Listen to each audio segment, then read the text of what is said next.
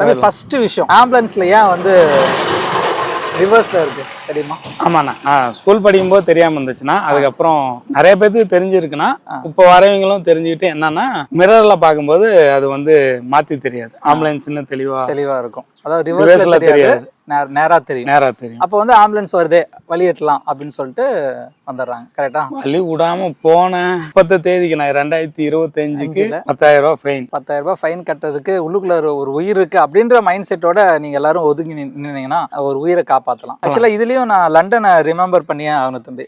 லண்டன்லயும் அதே தான், left side தான் எல்லாரும் போகணும். அதாவது ஆம்புலன்ஸ் வந்துச்சுன்னா நம்ம லெஃப்ட் சைடு போயிட்டு வழி விட்டுறணும். ஆனா அமெரிக்கால வந்து ரைட் சைடு, ஏன்னா ஸ்டேரிங் இந்த சைடு இருக்கு. Okay okay okay. ஸோ நாம வந்து லண்டன் இதை தான் ஃபாலோ பண்றோம். அதனால நிறைய பேருக்கு இது தெரியாது எந்த இடத்துல போறது. ஏன்னா பதட்டத்துல இருப்பாங்க, பின்னாடி ஆம்புலன்ஸ் வருதுன்னு பதட்டத்துல இருப்பாங்க, லெஃப்ட்ல போகணுமா ரைட்ல போகணுமான்னு தெரியாது. ஸோ இந்த வீடியோ மூலமா நிறைய பேருக்கு தெரியாத விஷயம் என்னன்னா, நீங்க ஆம்புலன்ஸ் வந்துச்சுன்னா நம்ம இந்தியன் ரோட்ல லெஃப்ட் சைட்ல தான் போகணும். ஓகேயா?